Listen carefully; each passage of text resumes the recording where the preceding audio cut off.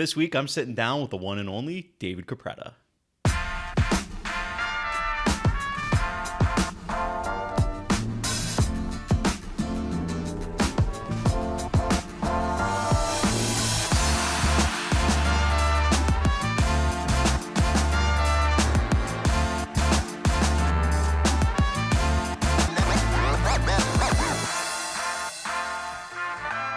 Hey everybody, welcome back. Thank you so much for joining me again this week. We have a super exciting guest, but before I get into that, I want to point your attention to the description below the video. There you will find a Calendly link. Through that link, you can book an appointment, a one-on-one call with me, whether you're looking to buy a house, sell a house, or you just want to talk real estate. But let's jump into the interview. So with me, I have actually I've been excited to have you on the show for a while. For those of you that don't know, Dave Capretta is on Team Grande. In fact, he is one of the founding members of Team Grande and is a huge part of its namesake, which I'm sure he'll explain.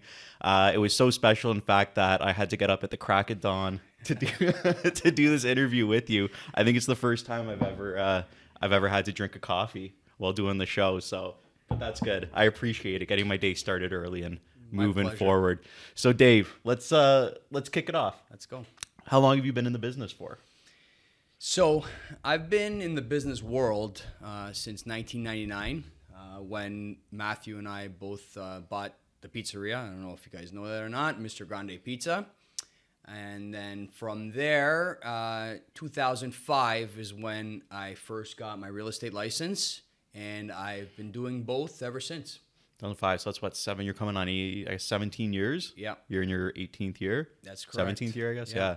That's crazy, that long you've been licensed for. When you first started in real estate, I guess you came in with the name Team Grande with Matt at the same time, or were you on your own? Like, how did that all come to be, this name? Like, that we now have this fantastic... Yeah, so brand. Actually, when I first got my license, I got it first. And it was just myself, and I started at Realestate Realty. Good company, and good people. Being there, I was on my own for a while, and to be honest with you, it's actually, for me, it was quite a lonely experience being a sole realtor in that market, especially when you didn't know much, right?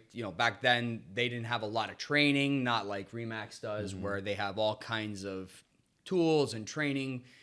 And not a lot of information was accessible back then, right? So I would have loved the opportunity back then to have joined a team like us, like Team Grande, where there's always someone that you can, pick their brain for some advice or get some support or get some ideas. Back then, it wasn't really a huge thing, the team dynamic. But now, that's definitely how I would start. And especially this team dynamic. I think we're still unique in sense of a team dynamic Definitely. that you see out there. Yeah. Do you remember your first deal? So my first deal was actually a listing. And back then, I used to go around and, well, I still do, but really back then I did it a lot. When I had the little kids, and me and my wife would go around walking the neighborhood, and we'd go try to put just listed or, whatever I can get from other people in the brokerage that I could advertise their properties and stuff like that. But I'd also just go around and just hang stuff for myself personally for advertisements. And finally, I was able to get I didn't know them, but it was a guy in my neighborhood who was thinking about selling, and I was able to go in there, and we ended up listing the property. And I ended up selling it. And then from there, we did a couple other deals. So it was pretty good. Nice. I like it.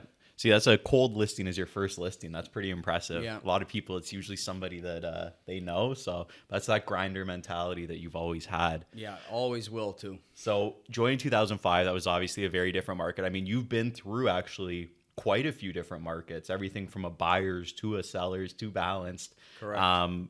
What do you think of this current market that we're in right now? Well, see, for a lot of guys that just started over the last few years, they're not used to this. But for me, I'm used to it because when I first started, like I said back then, an average listing would take 3 months to sell. Yeah. Right? So for me, obviously it's different than it's been, but it's not abnormal for me, right? Because I've seen it before. And at the beginning of this year, I was saying to a lot of people that, I foresee condition on sale of properties coming back, right?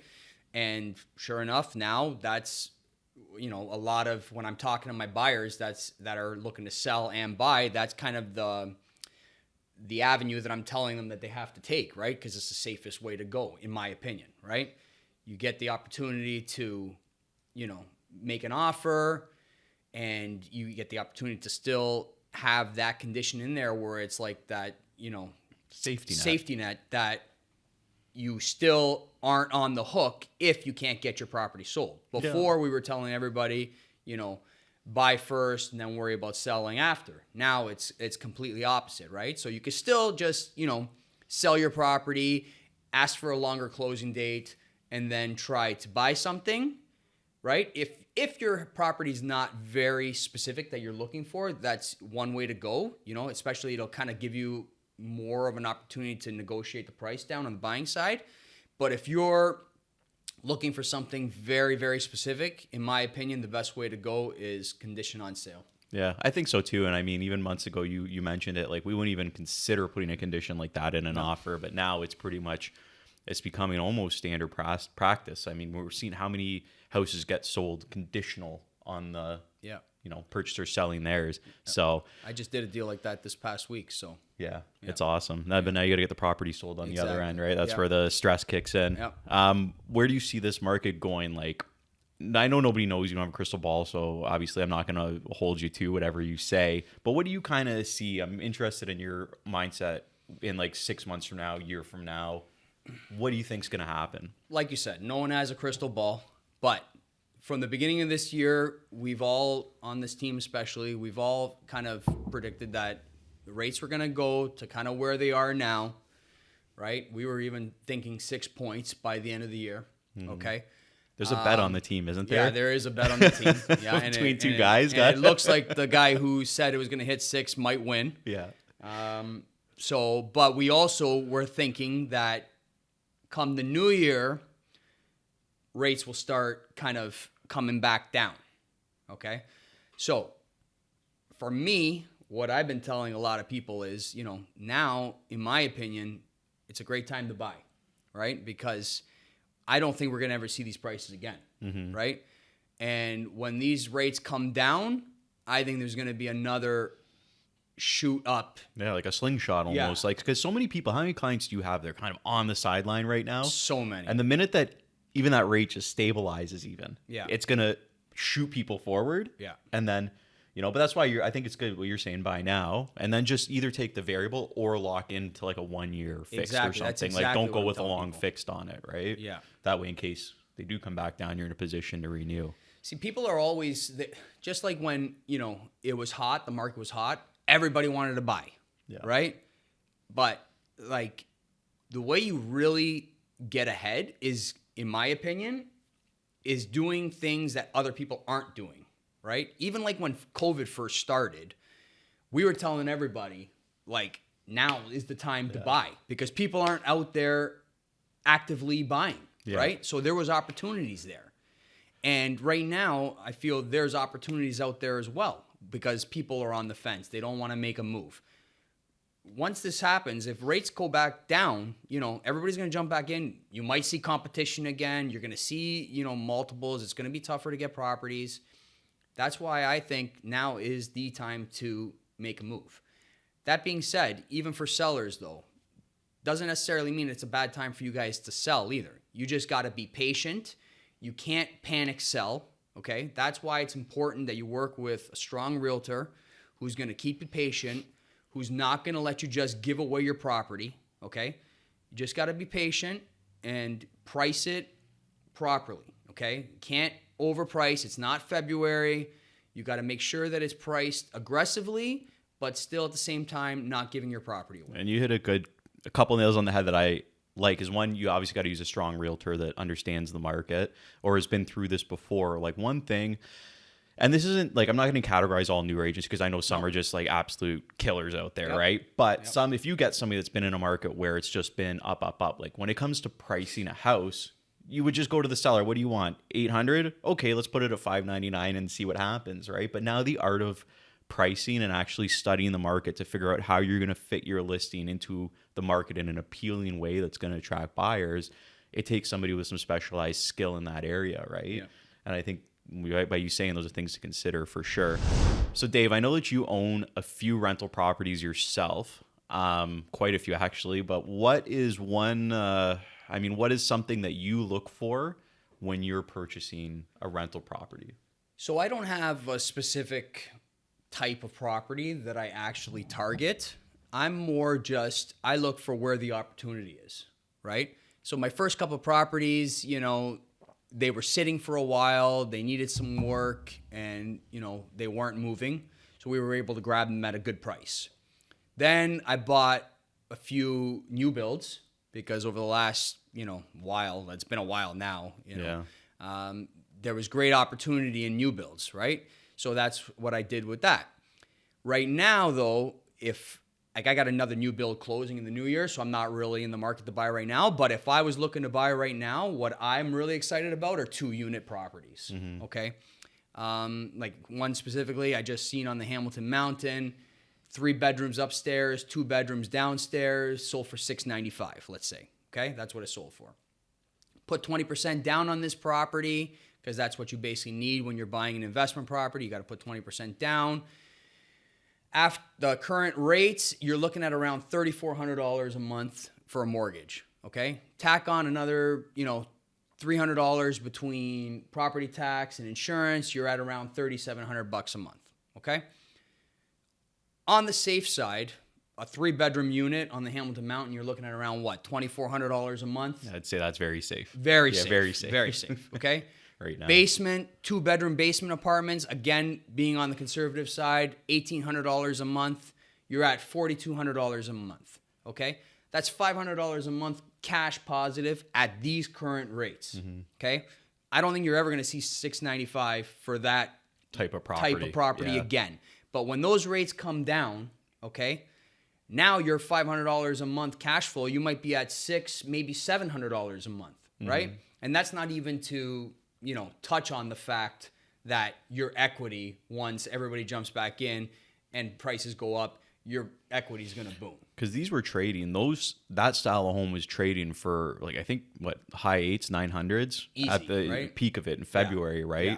So that's I always think if something's hit that price before, I don't see why it wouldn't hit that price again. It's obviously not in the next short term, but in the next year, 2 years or something, why it won't come back up to that. So that's also another, we getting back to a little piece of advice, okay?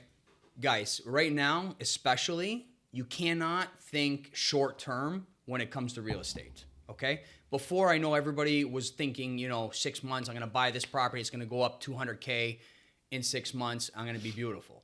Now, you have to think long term, okay? So I'm telling all my clients, guys, is this going to be something that you're looking to buy and sell within 6 months? No. If it's a long-term investment, don't worry about it. In the end, real estate always wins.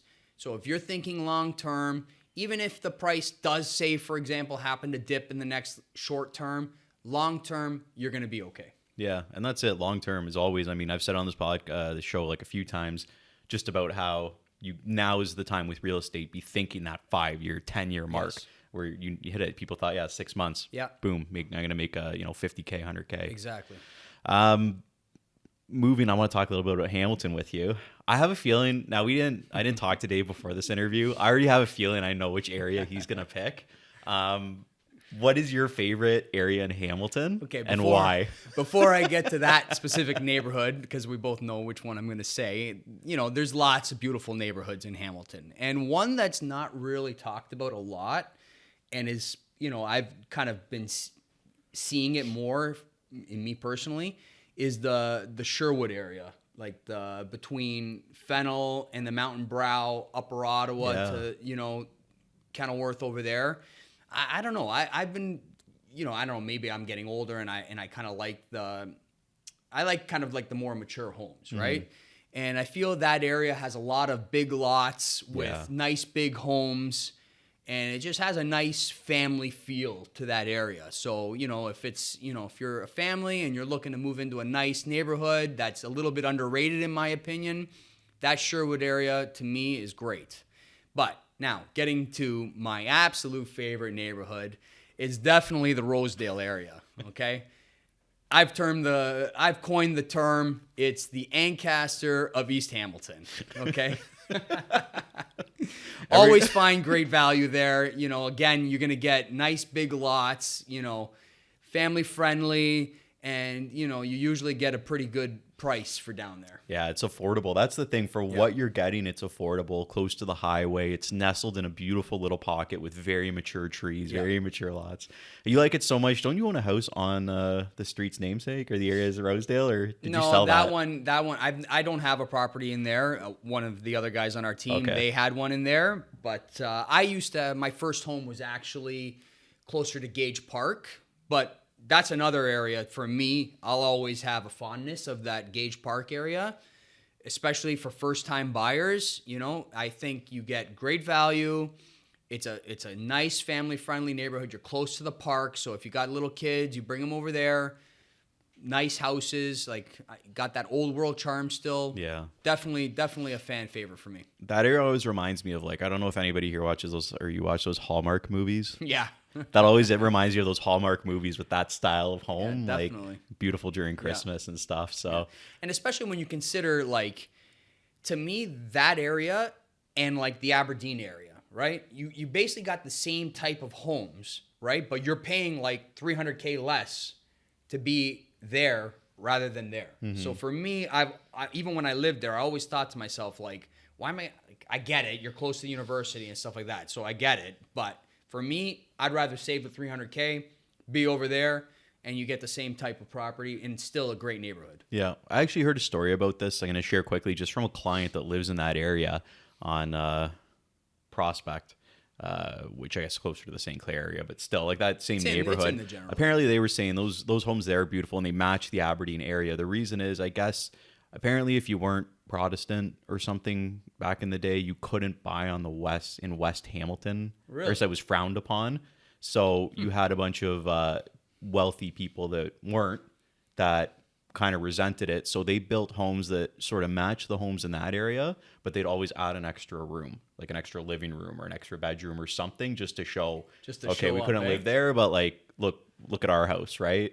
But I don't know how true that is. It's just a story I heard from a client. It's interesting. You know, and St. Clair area is gorgeous. Yeah. Like, they have some massive homes in that pocket there, and it's really nice. Yeah, that's cool though. Yeah. So Rosedale, number one, but then you're liking Sherwood right now for value. Gage Park, I like it. Those are all good neighborhoods, and the prices there have gotten really good in the last 6 months. Yeah, like all those areas. So, I was going to say, what area do you think people should be looking towards? But you kind of answered that, I guess. Sherwood, eh?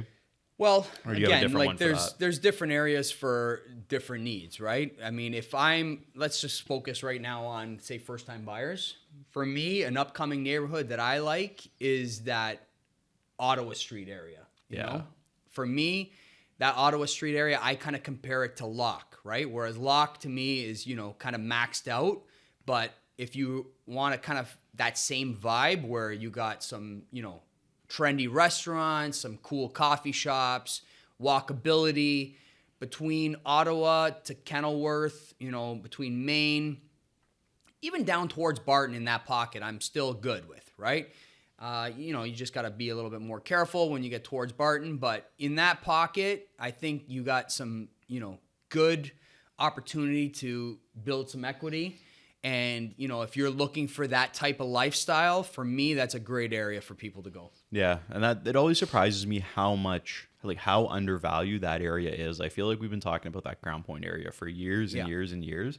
And it just, everything else goes up and it's always a little bit behind, and there's always opportunity there. And the walkability, in my opinion, is a little bit nicer than Locke, because you don't just have Ottawa Street to walk, you also have the stadium within walking distance. So if you like Ticats or Forge or just really any events that happen at Tim Hortons Field, you're like a 10-minute walk, 15-minute walk there, which is amazing.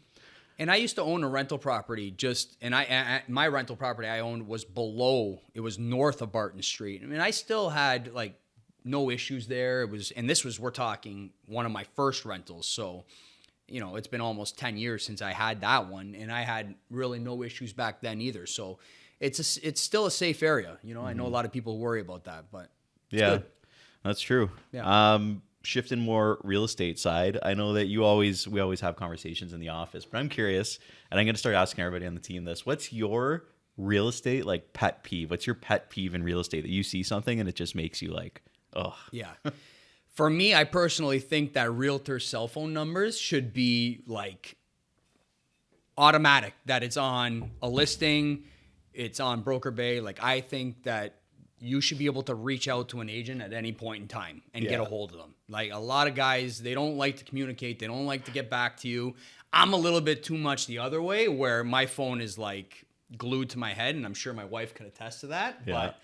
But I think that there needs to be more communication in this industry. We need to be able to work together, because in the end, we're working together as a team to get a deal done, right? So I think that, more communication and more accessibility should be, That's a great point. When you said it, I was like, yeah, that's so true. Because I understand if you don't want to put your phone number publicly on the public MLS, don't do it. Yeah. But on the back system, exactly. Why do I not have access to another agent? Like, my client has a question, I have to email you and hope you get back, or email you to call me, or call your office to page you to wait for you to call me back, right? Even if it's an unwritten rule that you just send the guy a text, and that's done. And I understand we all want time with our families and stuff like that. And it's very important in this industry that we carve out time for our family. But like, just even if it's just to send the guy a text and, you kind of get back to them within a reasonable amount of time, then that's great. But for me to have to call the office, page the guy, wait for hours for the guy to get back to me. No, come on. Like,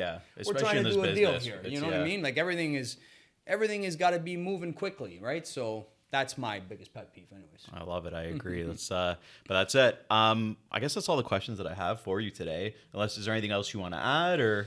No, man. I really appreciate you having me on. Oh, I'm so happy to have you on. That's why, I said, I got up early. I think before we started filming, I still had lines from my pillow on my face. I got here so early, but I got to keep you on your toes. Yeah. That's it. And I said wear a suit, but keep you accountable. We're both wearing suits. He's wearing the Team Grande suit. The track suit. So that's awesome. Dave, I want to thank you so much for joining me this week. It's an absolute pleasure. Been a dream of mine to have you on this show, so I'm glad you did it. Everybody else, thank you so much for watching. I appreciate you tuning in every single week. If you got any questions for Dave or any questions for anybody, feel free to drop a comment below. As well, be sure to like the video and hit the little notification bell, because that's going to push this video out to more people that want to benefit from information like this. Anyways, thanks again so much for joining me this week, and I look forward to talking to you again next week. Take care.